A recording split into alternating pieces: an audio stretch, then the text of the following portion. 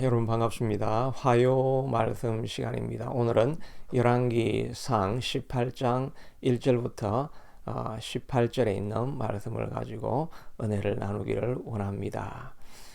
이제 1절에 보면 많은 날이 지나고 라고 되어 있습니다.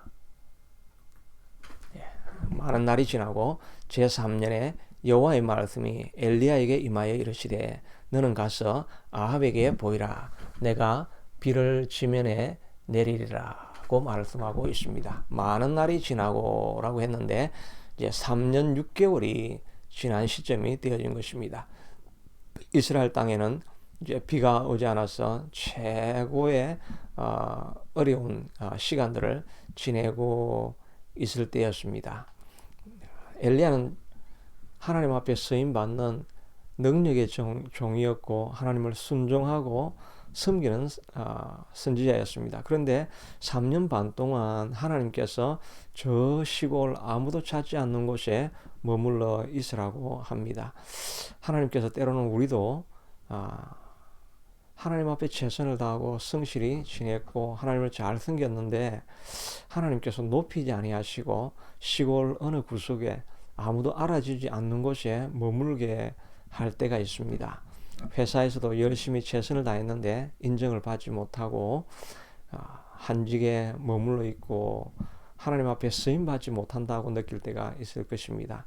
그러나 그때도 하나님께서 최선의 자리에 내가 머물러 있게 하신 것을 알고 있는 자리에서 최선을 다하고 마음과 뜻을 다해서 섬기는 것이 필요할 것입니다. 만약에 엘리야가 이때에 하나님 앞에 쓰임받고 사역하기를 원한다고 하면서 이스라엘로 들어가서 사역을 했다고 한다면 아마 아합에게 잡혀서 바로 죽게 되었을 것입니다. 그 뒤에 나오는 본문에 보면 가뭄이 심해지니까 아합이 이 모든 문제의 근원은 엘리야에게 있는 줄로 알고 전국 사방 또 각 지역을 돌아다니면서 엘리야를 찾아서 죽이기 위해서 혈안이 되어 있던 그런 내용을 기록하고 있습니다. 엘리야가 있는 자리를 거부하고 뛰어나가서 자기 나름대로의 열정을 가지고 일했다고 한다면 바로 죽음을 당할 수 있는 상황이었을 것입니다. 너희는 내 명철을 의지하지 말고 온 힘을 다하여 하나님의 뜻을 인정하라고 이렇게 잠언에서는 말하고 있습니다. 하나님이 나를 이 자리에 두셨다는 것을 인정하고 있는 자리에서 최선을 다하고 있을 때 하나님께서 필요한 때에 우리가 겸손으로 허리를 동이게 되면 때가 되면 하나님께서 우리를 높이실 때가 있을 것입니다. 그저 묵묵하게 있는 자리에서 최선을 다할 수 있게 되기를 바랍니다. 선을 행하되 낙심하지 말지니 때가 이르면 하나님께서 우리를 거두게 하시리라고 말씀하고 있는 것입니다. 포기하지 아니하고 머물러 있으면 때가 되면 우리를 높이시리라고 또 열매를 맺게 하시리라고 말씀해 주시고 있는 것입니다. 하나님이 때가 찰 때까지 있는 자리에서 늘 최선을 다하며 또 하나님께서 우리를 사용하지 않는다고 할지라도 우리는 하나님의 토기일 뿐입니다. 하나님은 토기장이어서 하나님이 필요한 사람을 높여 들어서 사용하시고 하나님이 우리를 필요한 곳에 하실 때 한직으로 구석에 있다 할지라도 우리는 하나님 앞에 항변할 것이 없는 것입니다. 그저 있는 자리에서 감사하는 것이 우리의 사명일 줄로 믿습니다. 그렇게 해서 이제 아합과 오바댜가 이제 물건을 찾기 위해서 들판으로 나가기 시작을 합니다. 그래서 아합은 저쪽으로 가고 또 오바댜는 이쪽으로 나누어서 가게 되다가 오바댜가 엘리야를 만나게 되죠.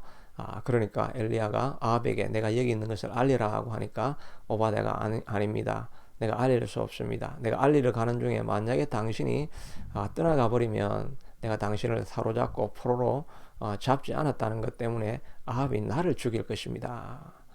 엘리야가 아니다. 이번에는 내가 결코 이 자리를 뜨지 아니하고 이 자리에 있을 테니까 가서 아합을 데려오라고 합니다. 그래서 아합이 데려오니까 아합이 이제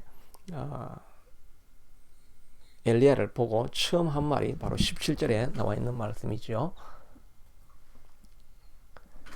엘리야를 볼 때 아합이 그에게 이르되 이스라엘을 괴롭게 하는 자가 너냐라고 말하고 있습니다. 영어로 보니까 You are the worst 트러블 메이커, 최악의 트러블 메이커가 너가 아니냐 이렇게 말을 합니다. 그러니까 엘리야가 하는 말이, 그가 대답하되 내가 이스라엘을 괴롭게 한 것이 아니라 당신과 당신의 아버지 집이 괴롭게 하였으니 이는 여호와의 명령을 버렸고 당신이 바알들을 따랐음이라고 말하고 있습니다.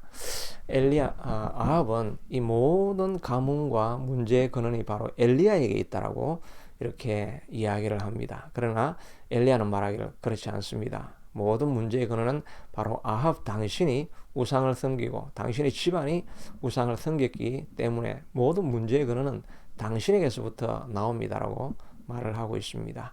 우리도 문제가 생기고 어려움이 일어나고 가정에 어려움이 찾아오고 또 사업체에 어려움이 찾아오면 모든 것이 환경의 문제이다, 또 다른 사람들의 문제이다, 다른 가족 구성원의 문제이다라고 우리가 생각을 하고 불평을 할 때가 많이 있습니다. 그러나 오늘 이 이스라엘의 모든 총체적인 어려움은 바로 아합의 불순종과 우상 숭배에서 나왔던 것을 볼 수 있습니다. 우리도 이런 모든 문제를 대할 때 해야 될 가장 기본적인 태도는, 이런 문제의 핵심은 가족 때문에 일어난 것도 아니고 환경 때문에 일어난 것도 아니고 다른 사람 때문에 일어난 것이 아니라 하나님께서 나를 바로잡기 위해서 나에게서 모든 문제가 근원하는 것인 줄로 알고 하나님 앞에 회개하는 태도를 가지는 것이 너무나 필요하지요. 사도ባት 과부도 아들이 죽었다는 사실을 보면서 왜 내 죄를 생각나게 하십니까? 라고 하면서 자기의 죄를 먼저 생각했던 모습을 보게 됩니다. 오바댜도 엘리야를 만났을 때 내가 하나님 앞에 무슨 죄를 지었기에 내가 당신 때문에 이런 고통을 당할 수 있는 위험에 빠지게 됩니까? 자기의 죄를 돌아보게 되지요. 여호수아가 아이성을 점령하러 갔을 때 오히려 실패하고 돌아오니까 그는 하나님께 원망을 합니다. 하나님, 왜 이런 일이 일어났습니까? 우리가 앞으로 해야 될 일도 많은데 하나님이 왜 도와주지 않습니까? 라고 말할 때 하나님께서 너희 안에 죄인이 있다 라고 해서 아간을 찾아내죠. 아간의 죄를 물리치고 나니까 전쟁에서 이게 된 것을 알 수가 있는 것입니다. 모든 어려움의 근원은 다른 사람에게 있는 것이 아니라 자기 자신에게 일어난 것이라는 것을 우리가 알 수 있게 되기를 바랍니다. 사실은 개인 자신은 자기 자신의 문제를 바라보고 객관적으로 자기 자신이 어떤 어려움이 있는지를, 어떤 문제가 있는지를 잘 알지 못할 때가 있습니다. 환경이 점점 어려워져 가고 가뭄이 점점 심각해져 갈 때 우리가 생각해야 될 것은, 하나님, 내가 하나님 앞에 온전하지 못한 것이 무엇이 있습니까? 내가 하나님 앞에 회개하고 새롭게 해야 될 부분이 어떤 부분이 있습니까? 자기 자신을 돌아보고 나아가기 시작할 때 모든 문제가 해결이 된다는 것입니다. 아합이 우상만 버렸다고 한다면 다시 회복되어질 수 있었을 것입니다. 이 아합의 문제를 생각하면서 오늘도 주변에 있는 모든 일어나는 사건을 보면서, 하나님, 내가 어떻게 하나님 앞에 새롭게 설 수 있겠습니까? 내가 회개할 수 있는 영의 눈을 열어주셔서 나로 주님 앞에 정결하게 만들어 주시옵소서 라고 자기를 돌아보아서 모든 문제의 근원이 해결되어지고 하나님 앞에 새롭게 시작할 수 있는 저와 여러분이 될 수 있게 되기를 축복합니다. 하나님, 오늘도 이스라엘의 모든 문제는 다른 사람에게서 나온 것이 아니라, 엘리야에게서 나온 것이 아니라 아합 자신의 불순종에서부터 나온 것인 줄로 알고, 내가 안에 있는 허물을 보게 하시고 내 안에 있는 문제를 바라보게 하셔서 나로 주님 앞에 온전하게 설 수 있는 하루가 될 수 있게 도와주시옵소서. 때로는 하나님의 섭리를 따라서 우리를 아주 시골 구석에 묻어둔다 할지라도, 이름이 드러나지 아니하고 열매 맺지 못하는 그런 삶에 머무르게 한다 할지라도 우리는 하나님 앞에 항변하기보다는 있는 자리에 감사하고 최선을 다하는 삶을 살아가는 우리가 될 수 있게 도와주옵소서. 예수님 이름으로 기도드리옵나이다. 아멘. 오늘 하루도 승리하시는 저와 여러분 되기를 축복합니다.